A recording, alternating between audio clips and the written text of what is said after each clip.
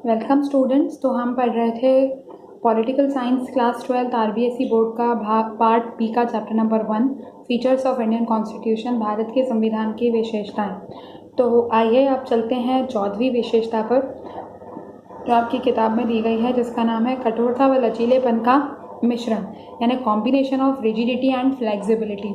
भारत का संविधान में क्या है, एक बखूबी तरीके से जो है वो मिश्रण है कठोरता का और लचीलेपन का। कैसे, देखिए, आपको पता है पंडित जवाहरलाल नेहरू ने हमारे संविधान को एक लिविंग डॉक्यूमेंट कहा था। क्या कहा था? लिविंग डॉक्यूमेंट, कि यह एक जीवित डॉक्यूमेंट है। समझ में आ गई बात? यह एक जीवित डॉक्यूमेंट है, this is a living document. ऐसा क्यों कहा था? देखिए, क्योंकि हमारे संविधान में एक बहुत ही स्पेशल जो तत्व है वो मौजूद है, जिसके तहत क्या होता है, हमारे संविधान में संशोधन किया जा सकता है। संशोधन मतलब अमेंडमेंट किया जा सकता है। लेकिन देखिए, अमेंडमेंट की प्रतिक्रियाएं भी काफ़ी अलग अलग होती हैं। 3 तरह के अमेंडमेंट की प्रतिक्रियाएं जो हैं हमारे संविधान में दी हुई हैं। ठीक है, ये आपको ध्यान में रखना होगा कि अनुच्छेद 368, आर्टिकल 368, आर्टिकल, तो हमारे संविधान के अनुच्छेद 368, आर्टिकल 368 में संवैधानिक संशोधन की जो है वो प्रतिक्रिया, संवैधानिक संशोधन के बारे में दिया हुआ है। तो भारतीय संविधान में संशोधन की विधि जो है वो कहाँ पर दी गई है? अनुच्छेद 368 में दी गई है। आर्टिकल 368 में संवैधानिक संशोधन की विधि जो है वो दी गई है। ठीक है, अब देखिए 3 तरह के संवैधानिक संशोधन होते हैं। पहला तरीका क्या होता है, अगर कभी भी हमारे संविधान में संशोधन करना होता है तो बिल जो है वो लोकसभा में आएगा सबसे पहले। ठीक है, संवैधानिक संशोधन जो बिल होगा वो सबसे पहले कहाँ आएगा? लोकसभा में आएगा। ठीक है, अगर तो क्या होता है, अगर पहली क्रिया बता रही हूँ, पहले तरह के जो संशोधन होते हैं, जो नॉर्मली संशोधन होते हैं, उसमें ज़्यादा कुछ बदलाव नहीं है, कुछ बड़ा बदलाव नहीं है। तो उसमें क्या होगा, दोनों सदनों के यानी लोकसभा और राज्यसभा के जो मेंबर्स हैं, अगर उन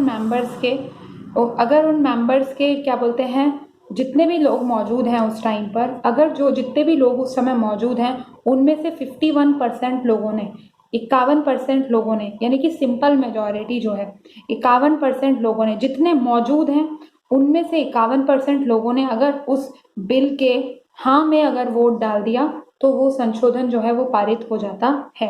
ये बहुत ही सिंपल है।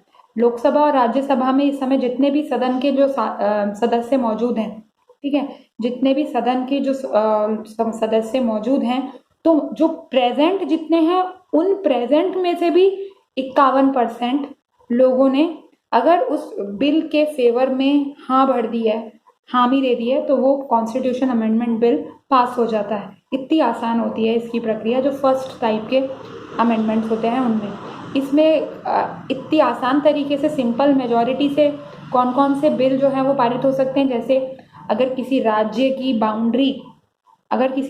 की सीमा में थोड़ा बहुत बदलाव करना है, ठीक है, किसी राज्य को केंद्र शासित प्रदेश बनाना है या किसी केंद्र शासित प्रदेश को राज्य बनाना है, किसी स्टेट को यूनियन टेरिटरी बनानी है या यूनियन टेरिटरी को किस स्टेट बनाना है, ठीक है, या फिर किसी राज्य में आपको विधान परिषद, लेजिस्लेटिव काउंसिल का गठन करना है, या मंत्रियों के वेतन से रिलेटेड कोई संशोधन करना है, तो ये जो छोटे मोटे संशोधन होते हैं ये सिंपल मेजॉरिटी से पास हो जाते हैं। जो मैंने आपको उपर्युक्त प्रतिक्रिया बताई है कि दोनों सदनों यानी लोकसभा और राज्यसभा में अभी जो प्रेजेंट जितने मेंबर्स हैं, उनमें से प्रेजेंट में भी सिर्फ, जैसे मान लीजिए प्रेजेंट में भी कमी है, लोकसभा में 545 मेंबर्स होते हैं, ठीक है, प्रेजेंट अभी सिर्फ 200 मेंबर ही हैं, ठीक है, 200 मेंबर ही प्रेजेंट है। तो 200 मेंबर प्रेजेंट हैं, तो उनमें से अगर 101 लोग जो हैं अगर इस बिल के हामी भर देंगे, इसको पास करने में, तो ये बिल इतनी आसानी से पास हो जाएगा। सिर्फ 101 लोगों की हामी से ये बिल पास हो जाएगा। ठीक है, जितने मौजूद हैं उनमें से 51% हाँ भरने चाहिए बस। फिर दूसरे तरीके के अमेंडमेंट संशोधन कैसे होते हैं? दूसरे तरीके के कैसे होते हैं कि पहला तो जैसे मान लीजिए लोकसभा में 545 होते हैं मेंबर्स, तो इन 545 का 51% तो मौजूद होना चाहिए। 545 के 51% मेंबर्स का मौजूद होना जरूरी है सांसद में और संसद में यानी लोकसभा में, और राज्यसभा में 250 होते हैं तो 250 में से 51% का मौजूद होना जरूरी है। ठीक है, तो जो 51% लोगों का मौजूद होना जरूरी है और जितने मौजूद हैं उनमें से 2/3 लोग यानी 75% लोग जितने मौजूद हैं 51%, उनमें से भी 2/3 लोग यानी 75% लोग इस पर्टिकुलर बिल के लिए अगर हामी भरते हैं तो ही ये बिल पास होगा। इसे कहते हैं स्पेशल मेजॉरिटी वाले कॉन्स्टिट्यूशनल अमेंडमेंट बिल्स। ठीक है, जहां पर स्पेशल मेजॉरिटी चाहिए होती है। कैसी? यानी कि सदनों की कम से कम 51% सदस्य मौजूद हों और उन 51% सदस्यों में से भी 2/3 सदस्य जो हैं वो इस बिल के समर्थन में हों, तभी यह बिल पास हो सकता है।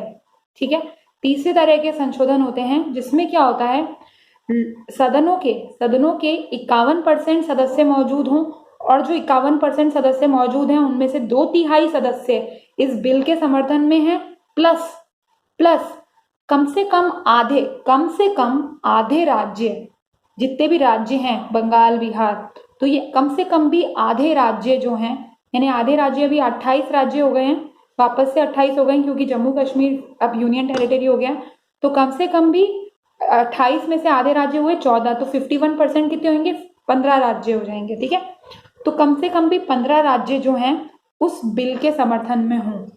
ठीक है, वो अपनी लेजिस्लेटिव असेंबली यानी विधानसभा से उस बिल को पास करवा दे सिंपल मेजॉरिटी से विधानसभा, कम से कम 15 राज्य की विधानसभाओं में वो बिल पास हो जाए सिंपल मेजॉरिटी से, तब वो संशोधन होता है। तो तीसरा संशोधन कैसा पढ़ाया मैंने, लोकसभा और राज्यसभा की जो स्ट्रेंथ है उसके कम से कम 51% लोग मौजूद हैं और उन 51% लोगों में से कम 2/3 लोग जो हैं वो उस बिल के समर्थन में हैं, तो वो बिल पास होगा। प्लस आधे राज्य हैं उनकी विधानसभाएं भी उस बिल को पास करें सिंपल मेजॉरिटी से, तो फिर वो कॉन्स्टिट्यूशनल अमेंडमेंट पास माना जाता है। ठीक है, इस तरीके से ये 3 तरीके के संविधान में संशोधन किए जाते हैं, इन 3 तरीकों से। पहला था सिंपल मेजॉरिटी।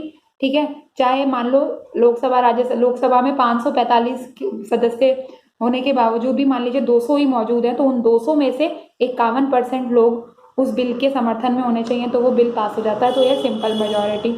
दूसरा है स्पेशल मेजॉरिटी, जिसमें क्या होता है, सदस्य जैसे 545 में से 51% सदस्य मौजूद होने चाहिए और उन 51% सदस्यों में से भी 2/3 सदस्य उस बिल के समर्थन में होने चाहिए, तब जाके वो बिल पास होता है। तीसरे में क्या होता है कि क्या बोलते हैं, केंद्र में लोकसभा राज्यसभा में 51% सदस्य मौजूद हों, प्लस उसमें 51% में से 2/3 उस बिल के समर्थन में हों, प्लस आधे राज्यों की विधानसभा के जरिए सिंपल मेजॉरिटी से वो बिल पास हो, तब जाके वो बिल जो है पास माना जाता है। तो तीसरा वाला सबसे मुश्किल होता है करवाना। तो तीसरे में जैसे अगर आपको राष्ट्रपति का जो है वो करना है, राष्ट्रपति का निर्वाचन करना है, उसके लिए तीसरा वाला जो है संशोधन किया जाता है, या फिर क्या बोलते हैं, केंद्र और राज्यों के बीच में शक्तियों का विभाजन करना है, तो तीसरा वाला संवैधानिक संशोधन यूज होता है। ठीक है, तो जो भी मतलब हमारे कॉन्स्टिट्यूशन की जो सबसे मेजर पार्ट्स को अमेंड करता है, ठीक है, अगर कोई ऐसा बिल है तो उसके लिए आपको थर्ड वाला कॉन्स्टिट्यूशन अमेंडमेंट एक्ट जो है वो उस क्रिया के जरिए आपको गुजरना होगा, थर्ड क्रिया के जरिए। ठीक है, इसलिए कहते हैं हमारा जो संविधान है वह कठोरता व लचीलेपन का बहुत ही बेस्ट मिक्सचर है, कॉम्बिनेशन ऑफ कठोरता also, rigidity also and flexibility also. कुछ प्रावधान आसानी से अमेंड हो जाते हैं और कुछ जो जरूरी प्रावधान है उनको अमेंड करने के लिए, संशोधन करने के लिए उनको बहुत ही मुश्किल प्रतिक्रिया है। लेकिन जब समय आई है, जब जरूरत पड़ी है, तब तक सारी ही प्रतिक्रियाएं यूज में भी आई हैं। समझ में आ गई बात? और संशोधन हुए हैं, इसलिए हमारे संविधान को एक जीवित डॉक्यूमेंट भी कहा जाता है, एक लिविंग डॉक्यूमेंट भी कहा जाता है। आइए 15वीं विशेषता पर चलते हैं हमारे संविधान की, जो है न्यायिक पुनरावलोकन व संसदीय संप्रभुता। यानी कि हमारा संविधान में क्या है, best combination of independent judiciary या फिर कहें तो judicial review and parliamentary supremacy दोनों ही बेस्ट तरीके से मौजूद है। जुडिशियल रिव्यू न्यायिक पुनरावलोकन मैं आपको पहले भी समझा चुकी हूँ। क्या होता है कि अगर विधायिका यानी कि लेजिस्लेचर और कार्यपालिका यानी एग्जीक्यूटिव ने कोई भी कानून जो है वो संविधान के अकॉर्डिंग नहीं बनाया है या संविधान की अकॉर्डिंग लागू नहीं किया है, इम्प्लीमेंट नहीं किया है, तो न्यायपालिका उस कानून को रद्द कर सकती है, वॉइड डिक्लेयर कर सकती है, अल्ट्रा वायर डिक्लेयर कर सकती है, रद्द कर सकती है। क्योंकि हमारी न्यायपालिका कैसी है? स्वतंत्र न्यायपालिका है जो संविधान की रक्षा कर रही है। समझ में आ गई बात? न्यायपालिका जुडिशरी का क्या काम है? संविधान की व्याख्या करना, संविधान को इंटरप्रेट करना। अगर कहीं पर भी संसद के द्वारा, पार्लियामेंट के द्वारा, संसद के द्वारा कहीं पर भी कॉन्स्टिट्यूशन का हनन होता है, कॉन्स्टिट्यूशन का वायलेशन होता है, संसद के किसी भी लॉ के जरिए, संसद के किसी भी कानून के जरिए, संविधान के किसी भी प्रोविजन का अगर वायलेशन हो रहा है, हनन हो रहा है, तो डायरेक्टली जो है न्यायपालिका उसमें इंटरफेयर करेगी, इंटरवीन करेगी और उस पर्टिकुलर कानून को जो संविधान का वायलेशन कर रहा है या हनन कर रहा है, उस कानून को रद्द कर देगी। समझ में आ गई बात? क्योंकि न्यायपालिका का प्रमुख काम क्या है? संविधान की व्याख्या करना, संविधान को इंटरप्रीट करना, संविधान की व्याख्या करना। कॉन्स्टिट्यूशन को इंटरप्रीट करने का काम किसको दिया गया है? जुडिशरी को दिया गया है, जो कि इंडिपेंडेंट है। ठीक है, तो न्यायिक पुनरावलोकन समझ में आ गया। जुडिशियल रिव्यू कि किसी भी जो भी लॉ है पार्लियामेंट का, वो अगर कॉन्स्टिट्यूशन के अकॉर्डिंग नहीं है तो जुडिशरी उसको अल्ट्रा वायर या वॉइड डिक्लेयर कर देती है। समझ में आ गई बात? लेकिन देखिए ऐसा नहीं है, देयर इज अ पूरा का पूरा चेक्स एंड बैलेंस सिस्टम है, और ऐसा नहीं है कि पार्लियामेंट के पास में कोई सोवरेनिटी नहीं है। ठीक है, पार्लियामेंट के पास भी पूरी सोवरेनिटी है। पार्लियामेंट जो है अपना काम अच्छे से करती है। ठीक है, सदन ठीक है, प्रधानमंत्री सदन का पार्ट होता है और सारे मेजर कार्य जो है वो सदन में होते हैं। लेकिन क्योंकि सदन जो है संविधान को कोई हनन ना करे, वायलेशन नहीं करे, तो उसके ऊपर नजर रखने के लिए इंडिपेंडेंट जुडिशरी भी है, जिसे न्यायिक पुनरावलोकन की प्रतिक्रिया दी गई है। तो इसका एक बहुत ही अच्छा जो है मिश्रण जो है और कॉम्बिनेशन जो है वो हमारे संविधान में है। और ये दोनों न्यायपालिका और विधायिका और कार्यपालिका जो है बहुत ही प्रेम से और बहुत ही क्या बोलते हैं ऑर्डर में जो है वो काम करते हैं। समझ में आ गई बात? तो हार्मनी है इन सब के बीच में। ठीक है, आगे चलेंगे। 16वां फीचर जो क्या है हमारे संविधान का? विश्व शांति का समर्थक। जो हमारा संविधान है वो क्या प्रमोट करता है? वर्ल्ड पीस को प्रमोट करता है। देखिए फंडामेंटल ड्यूटी में भी ये दे रखा है, डायरेक्टिव प्रिंसिपल्स में ये दे रखा है, नीति निर्देशक सिद्धांत में भी ये दे रखा है कि हमारी सरकारें कैसा काम करेंगी कि वर्ल्ड में इंटरनेशनल पीस को प्रमोट करने का काम करेंगी। और जो भारत की विदेश नीति रही है, भारत की विदेश नीति भी कैसी रही है कि हम हमेशा से पंचशील तत्वों, पंचशील अग्रीमेंट पर चले हैं कि हम किसी दूसरे देश की स्वायत्तता और संप्रभुता को हाथ नहीं लगाएंगे और दूसरा देश भी भारत की संप्रभुत्ता और स्वायत्तता को सम्मान करेगा। ठीक है, हम किसी भी देश पर आक्रमण नहीं करेंगे, हम पहले किसी भी देश पे हमला नहीं करेंगे। हम हमेशा हम किस चीज में विश्वास रखते हैं? वर्ल्ड पीस और वर्ल्ड ऑर्डर में विश्वास रखते हैं। इसी पे भारत की विदेश नीति भी इसी प्रिंसिपल, इसी सिद्धांत पे चलती है कि भारत जो है विश्व शांति का प्रतीक है। क्योंकि भारत के जो राष्ट्रपिता है वो कौन है? महात्मा गांधी हैं। और महात्मा गांधी ने सदैव दुनिया को क्या संदेश दिया है? पीस का संदेश दिया है, नॉन वायलेंस का संदेश दिया है। समझ में आ गई बात? तो इस वीडियो में इतना ही। अगले पार्ट्स, इस चैप्टर का अगले पार्ट्स जो हैं हम अगले वीडियोस में डिस्कस करेंगे, जिससे वीडियो ज़्यादा बड़ा नहीं हो जाए, इसलिए मैं इसे यहीं स्टॉप करती हूँ। इस चैप्टर के अगले पार्ट्स को जानने के लिए मेरे नेक्स्ट वीडियोस वॉच कीजिएगा। Thank you very much.